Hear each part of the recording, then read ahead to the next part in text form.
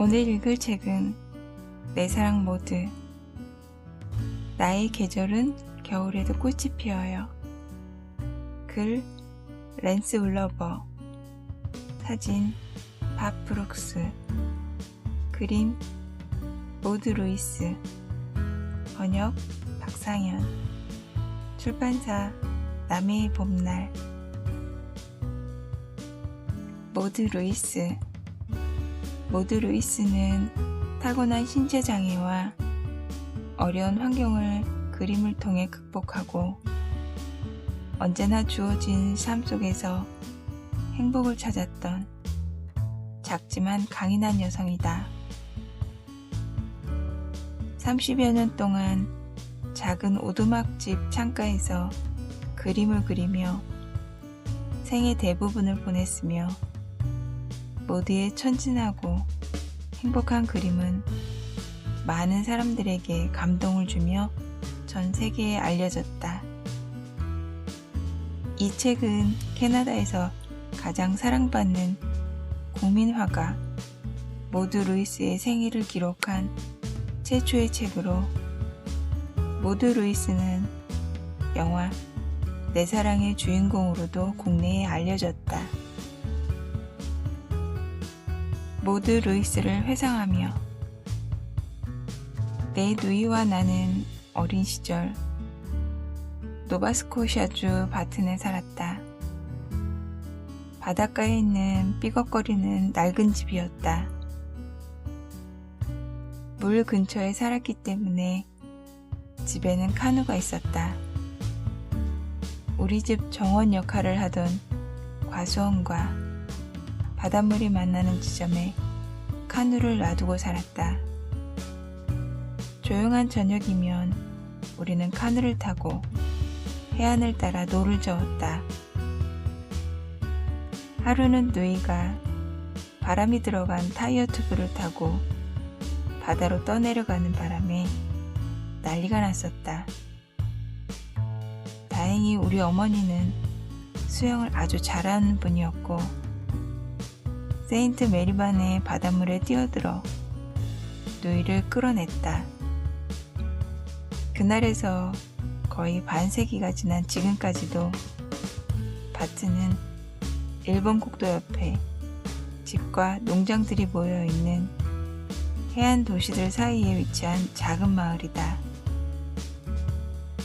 그 국도를 타고 동쪽으로 16km를 가면 딕비가, 서쪽으로 90m를 내려가면 야머스가 나온다. 세인트 메리만을 따라 늘어선 마셜타운이나 조던타운, 브라이튼, 웨이머스 같은 마을들에는 아카디안,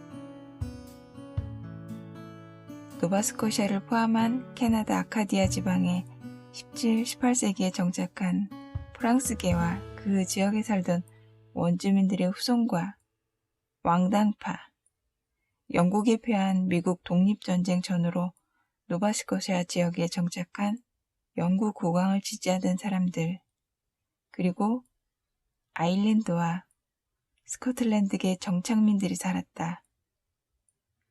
이 지역 주민들은 희망을 가지고 대대로 힘겨운 노동을 했지만 우리가 자랄 때만 해도 벌이가 넉넉한 사람은 아무도 없었다.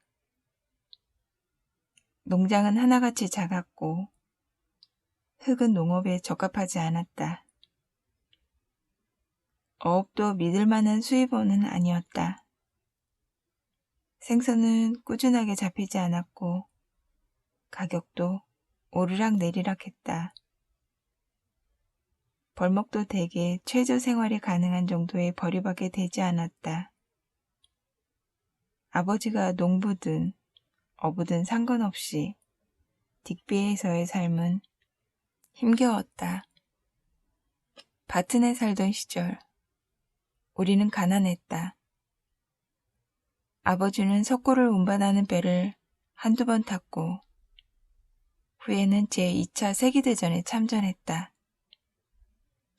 1940년대에 웰링턴 폭격기, 제2차 세계대전 당시 영국군이 사용하던 비커스 웰링턴 폭격기의 통칭에서 항법사로 근무했지만 외국에 있는 동안 폐결핵에 걸려 폐병쟁이가 되었고 전쟁 뒤에는 멀리 떨어진 요양원에 머물러야 했다.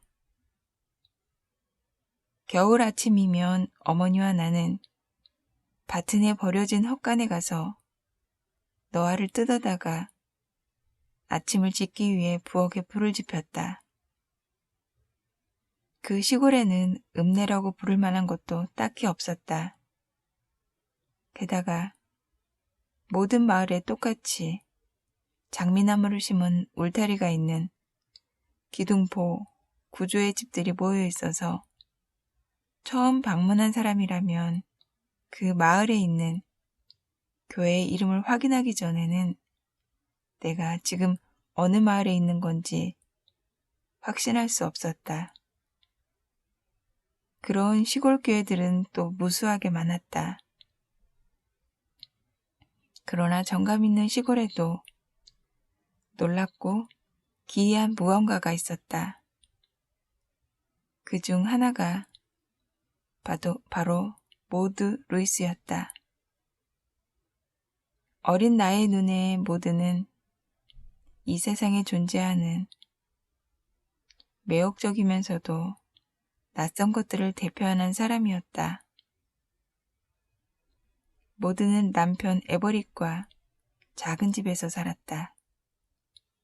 그 집은 마셜타운의 도로에 바짝 붙어 있어서 트럭 운전사가 지나가면서 창문을 내리고 담배꽁초를 던지면 현관문에 바로 떨어질 정도였다. 아내와 남편, 그리고 그 오두막집은 묘한 3인조였다. 그들을 모르는 사람은 없었지만 그들을 찾아오는 사람은 거의 없었다. 그들의 집은 엄밀하게 말하면 집이라기보다는 톱으로 자른 보와 널판으로 만들고 가문비 나무 너아를 덮은 작은 오두막이었다. 바깥 세상을 볼 수 있는 창문은 단 3개뿐이었다. 가로 3.75m, 세로 4m 넓이의 방 한 칸이 전부였고 위에는 다락방이 있었다. 자기, 가로로 날이 달린 도끼처럼 생긴 나무를 다듬는 도구와 도끼로 만든 집이라서 집 어디에서도 완벽한 직선을 찾을 수 없었다. 너무나 작은 집이라 집 어디에서도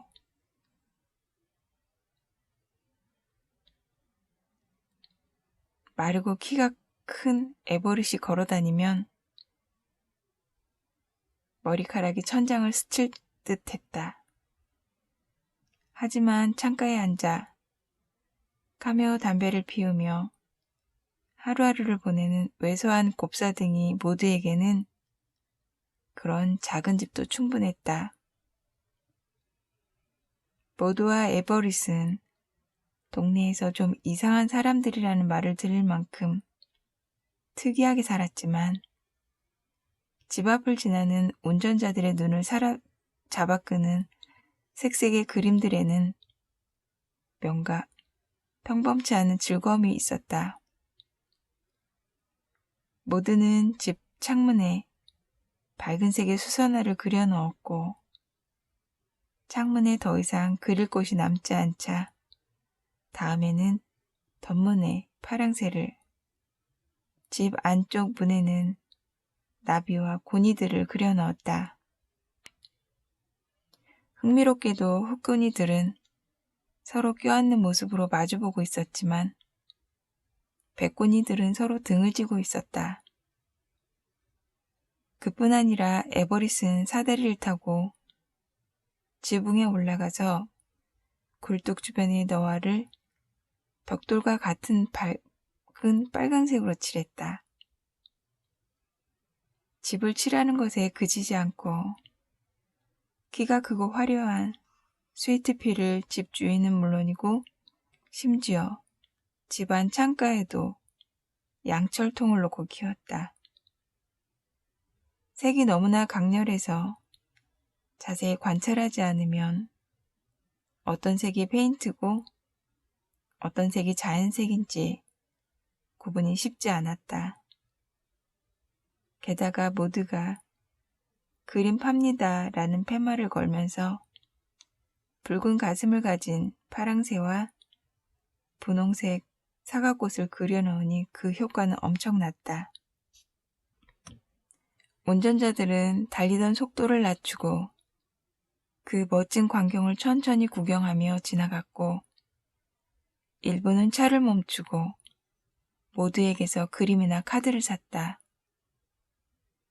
나와 내 누이의 눈에는 마치 동화 속에서나 나올 것 같은 장면이었다.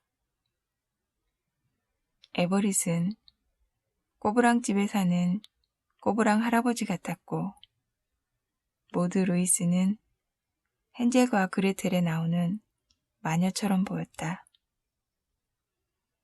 누가 우리 남매에게 돈이 아니라 그 무엇을 준다고 해도 그 화려한 오두막에는 들어가지 않았을 것이고 모두가 혹시라도 맞은편에서 걸어온다면 우리는 길가 배수로에 숨었을 것이다.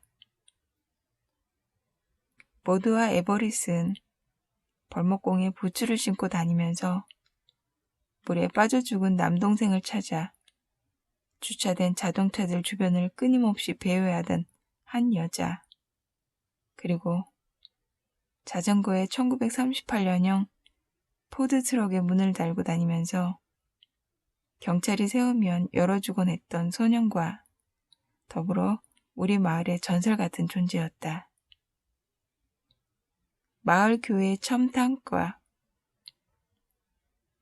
구빈농장, 가난한 사람들을 위해서 지역에서 운영하던 농장, 그리고 모드 루이스의 집, 이렇게 세 가지는 내 기억에 선명하게 새겨진 어린 시절 우리 마을을 대표하는 이미지였다. 우리 같은 어린 학생들에게 모드 루이스에 대해서 처음으로 좋게 이야기한 사람은 역사 선생님 K. 맥닐이었다. 맥닐 선생님은 모두의 그림을 우편으로 붙이는 비서일을 자청했던 사람이다. 한없이 길게만 느껴지던 어느 금요일 오후, 선생님은 모두의 예술적 성취에 대해 들려주었다. 에버릿은 구빈농장에서 야간 경비원을 일했다. 1950년대에 구빈농장이 문을 닫으면서 에버릿이 실직자가 되었을 즈음 우리 아버지는 변호사가 되었다. 아버지가 모두의 그림을 사고 여기저기 알리고 다니기 시작한 것도 그쯤이다.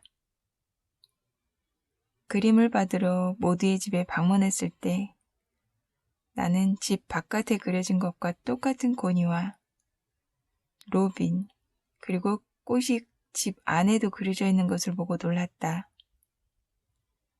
다락방으로 올라가는 계단에는 수레국화가 그려져 있었고 스토브에는 데이지꽃이 그려져 있었으며 책상 옆에는 당나귀가 낮잠을 자는 그림이 있었다.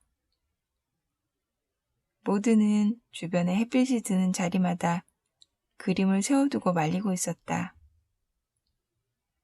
비가 오는 날이면 따뜻한 스토브 위에 그림을 말렸다.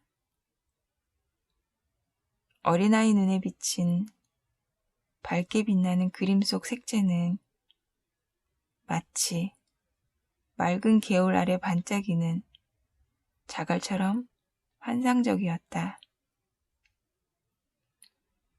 그러나 나는 그림에 끌면서도 가난한 집과 모두가 기형이라는 사실이 거슬렸다.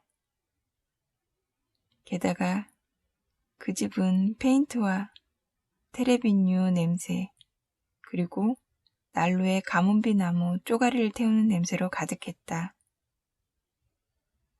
아버지는 모두에게 특정한 장면을 그려달라고 의뢰한 단골 고객 중 하나였다.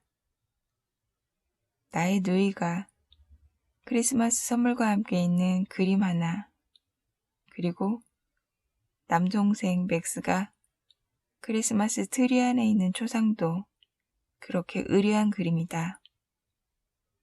나는 모두에 대한 아버지의 그런 관심이 시간과 돈을 낭비하는 일이라고 생각했고, 아버지가 그림을 받으러 갈 때마다 고급 치즈 같은 선물을 들고 가는 게 싫었다. 우리가 딕비로 이사할 때쯤 나는 그렇게 속물이 되었다. 아버지가 모두의 집에 가자고 하면 나는 다인앤 댄스 가게에서 아이스크림을 사주면 가겠다고 대답했다. 그래서 1965년도에 모두가 CBC의 텔레비전 프로그램에 텔레스코프의 주인공으로 등장했을 때 나는 깜짝 놀랐고, 캐나다의 로버트 스탠필드 총리가 마셜타운에 와서 루이스 부부를 방문하는 것을 보고 충격을 먹었다. 1960년대 딕비에서 스탠필드 총리의 인기는 정말 대단했기 때문이다. 신처럼 추앙받지는 않았을지 몰라도 신 못지 않았다. 하지만 가장 놀라웠던 것은 1970년대 리처드 닉슨 대통령 시절 미국 백악관이 모두의 그림 2점을 주문했던 일이다. 믿어지지 않았지만 그 모든 이야기가 지역신문 딕비 쿠리어의 기사로 실렸다. 나는 모두가 오래 살지 못하고 세상을 떠난 것에 특별히 슬픔을 느끼지 못했다. 나는 모두를 예술가로 평가하지도 않았고, 그녀가 노바스코시아에 어떤 유산을 남겼는지도 알지 못했다. 모드 루이스는 1970년에 세상을 떠났다. 당시에 우리 아버지는 판사였고 나는 유럽에 머물고 있었다. 나는 암스테르담 국립미술관에서 렘브란트의 야경꾼을 보면서 흥분했고, 루브르 박물관에서 모나리자를 보는 것이 즐거웠다. 그 두 걸작은 시가 포장지에서 복원했기 때문에 익숙했다. 나는 예술은 잘 몰랐지만 담배를 피우는 건 좋아했다. 나는 빈센트 반 고흐의 작품이 다른 네덜란드 볼랑드라의 거장들과 비슷할 줄 알았다.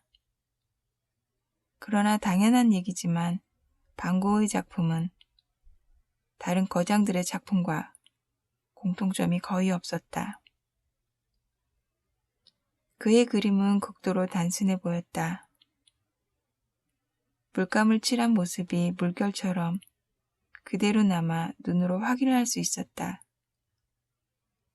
이건 아이들도 할 수 있는 거 아닌가? 사람들이 그렇게 요란스럽게 이야기하는 게 겨우 이렇게 단순한 그림들이었어? 어이가 없었다. 모두 루이스가 어설프게 그려놓은 것과 비교해 보아도 더 정교해 보이지 않았다. 나는 그 사실을 어떻게 받아들여야 할지 몰랐다. 그 해의 남은 여름을 갤러리들을 돌아다니면서 보냈지만 반 고흐의 그림들이 머릿속을 떠나지 않았다. 내게는 개왕과 같은 경험이었다. 그가 그린 농부의 소들은 모두의 그림에 등장하는 소와 아이들처럼 서로 어울렸다. 내가 노바스코시아로 돌아와서 들판을 걷거나 아카시아 계곡의 벚꽃나무 밑을 거닐 때 내 머리에 떠오르는 장면은 방고흐의 그림 속 장면들이었지.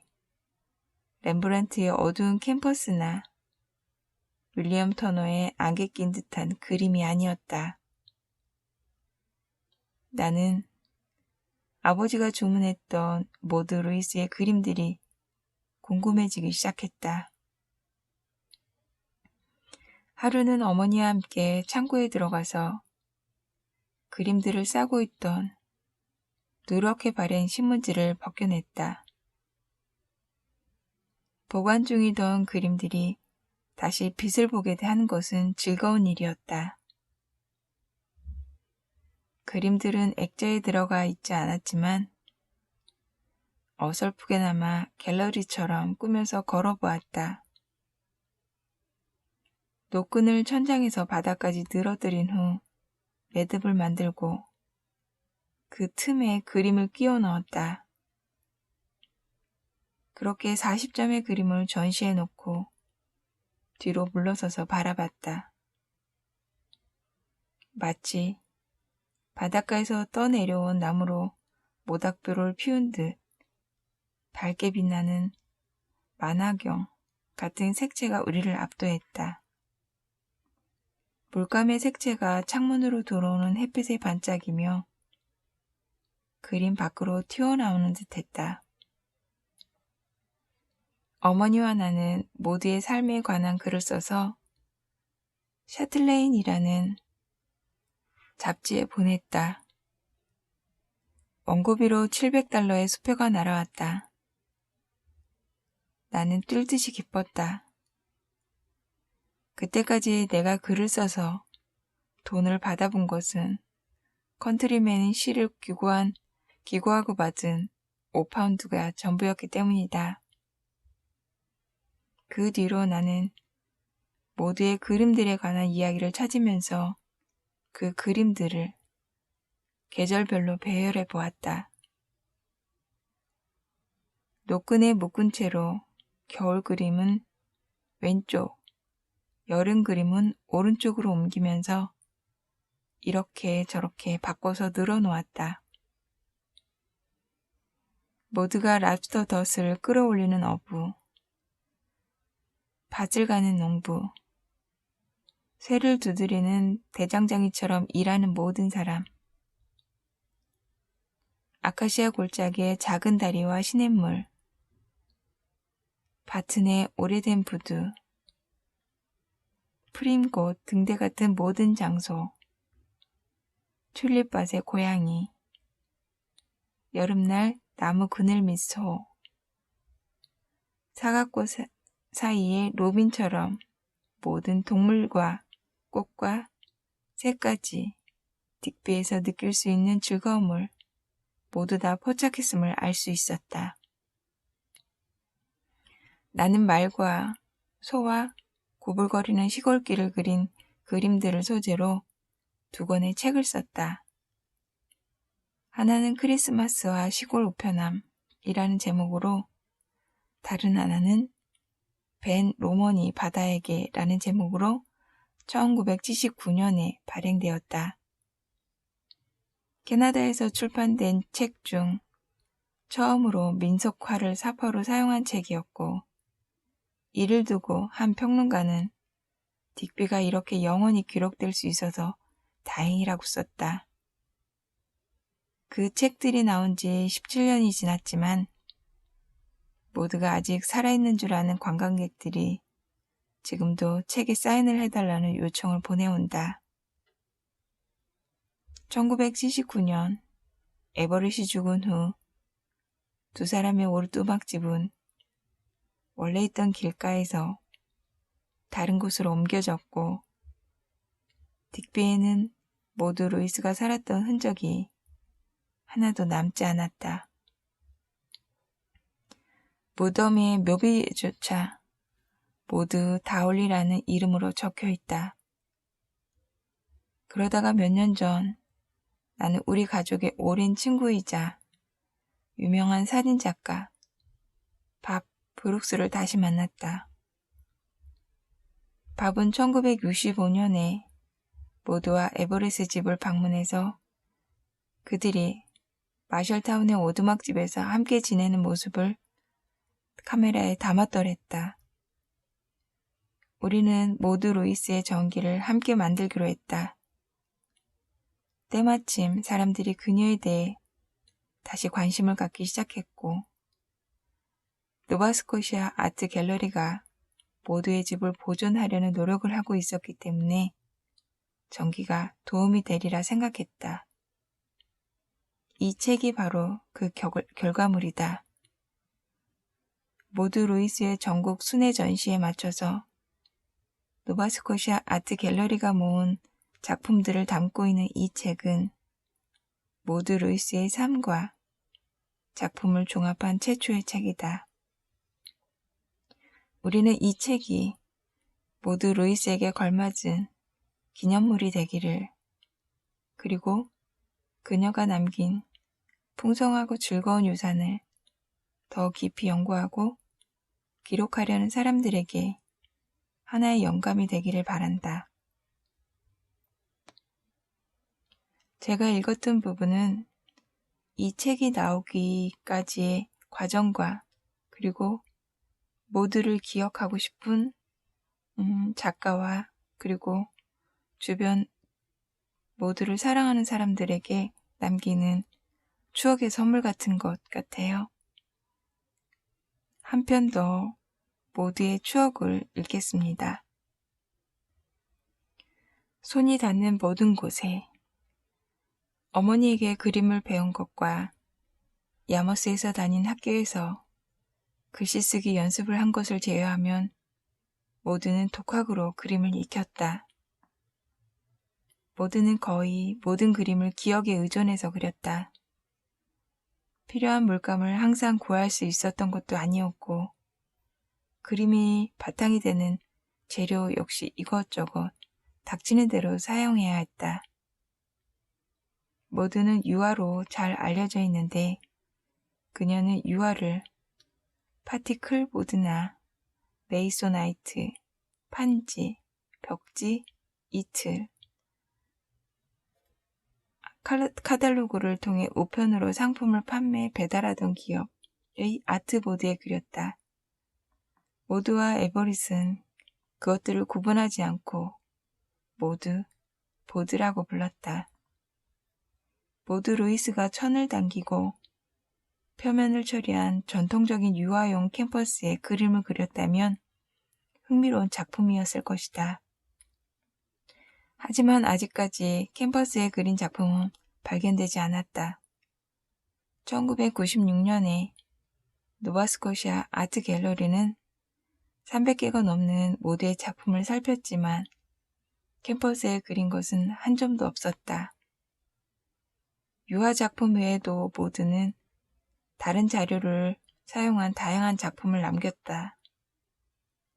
집에서 사용하는 물건에 그림을 그렸는가 하면 크리스마스 카드나 가리비 껍데기, 해변의 돌, 그리고 자신이 사는 집에도 그림을 그려내었다. 그녀는 모든 작품을 똑같은 방식으로 제작했다. 손에 닿는 붓을 집어들고 자신에게 남아있는 물감을 찍은 후에 그게 무엇이든 손이 닿는 물건에 그림을 그렸다. 모두의 제작 방식에는 그런 즉각성이 있었다. 마치 아이디어가 표면에 차오르면 그녀의 숙련된 손으로 즉시 표현해야 하는 것 같았다.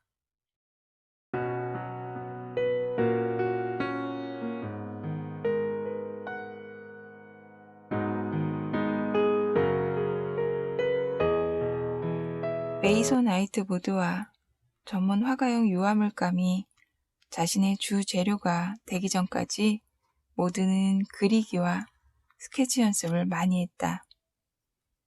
그녀가 글씨 쓰기에 사용한 린넨으로 만든 노트 형태의 스케치북은 지금도 남아있다. 웰리스 인쇄소에서 빈 종이 카드를 공급하기 전까지 모두는 거칠고 표백이 되지 않은 종이를 카드 용지로 사용했다. 다행히 그녀가 그린 크리스마스 카드는 개인 소장품으로 많이 남아있다. 초기에 그린 크리스마스 카드들은 대개 그림이 섬세했고 수채 물감으로 색을 입혔다. 그런 카드들은 모두가 유화 물감으로 그린 그림보다 더 섬세한 디테일을 가지고 있다. 모두가 그림을 그려놓은 집 안 물건들 중에는 솥과 냄비, 나무판, 현관문, 덧문, 유리창, 다락방으로 올라가는 나무 계단, 그리고 벽지가 있다. 움직이지 않는 물건에는 거의 다 그림을 그렸다고 보면 된다. 모두가 살아있는 동안에도 사람들은 그런 물건들의 가치를 알아봤지만 사후에는 수집가들이 모두 집안의 물건들을 사기 위해 가진 애를 다 썼다. 한 번은 미술품 수집상이 예쁘게 생긴 여성 둘을 데리고 와서 에버릿에게 아양을 떨면서 벽에 그려진 그림을 사려고 한 적도 있다. 불행하게도 모두의 스토브를 장식했던 꽃들은 이제 노바스코샤의 주 정부가 오두막집을 보관 중인 웨이벌리의 한 창고에서 녹과 먼지 속에 노바스코샤 아트 갤러리에 연구 전시될 날을 기다리고 있다. 스토브는 복원이 불가능해 보인다. 모두의 컬렉션 중 특이한 것은 안쪽에 풍차가 그려진 베이킹용 양철 용기다. 모두는 풍차를 그린 적이 거의 없는데 딕비에서 유일한 이 풍차는 기얼링이라는 네덜란드계 사람이 베어 리버라는 마을에 세운 것이었다. 모두가 풍차를 직접 본 적이 있다면 그 풍차였을 것이고 기얼링이 자신의 조국에 바치는 찬서였던 이 풍차에서 영감을 얻었을 것이다. 그 그림이 그려진 곳이 하필 양철 용기였던 이유는 모두가 기얼링 풍차의 이미지가 떠올랐을 때 손이 닿는 곳에 그 물건이 있었기 때문일 것이다. 모두가 1950년경부터 해변의 조약돌이나 가리비 껍데기에 그린 그림들은 이제 귀한 수집품이 되었다. 문이 닫히지 않게 두는 괸돌로 사용할 수 있는 커다랗고 둥근 해변의 돌들에는 단순하게 꽃이나 나비를 그려 넣었다. 에버릿은 크리스마스 카드 대신 돌에 그림을 그리라고 제안했다. 표면이 매끈했을 뿐만 아니라 민들레만큼이나 흔하게 널려 있었기 때문이다. 하지만 돌은 무겁고 다루기 힘들기 때문에 모두가 좋아하는 재료는 아니었고 다른 곳에 그릴 때처럼 정성을 다해서 그리지 않았다. 반면 가리비 껍데기에는 고양이와 노란 나비가 들어갔고 루이스라는 설명도 들어갔다. 가리비 껍데기도 돌만큼 흔했다. 1950년대에 세계에서 가장 큰 가리비잡이 배에는 딕비에서 출항했다. 가리비를 잡는 어부들이 껍데기를 벗겨서 바다로 던졌고 어마어마한 양의 가리비 껍데기가 해안으로 쓸려왔다. 가리비 껍데기는 재떨이로 사용되곤 했고 모두의 눈에 띈 것도 아마 그래서였을 것이다. 크기는 크리스마스 카드 정도였고 껍데기 안쪽에 진주 조개같이 깨끗한 표면은 그림을 그리고 싶은 욕구를 일으켰을 것이다.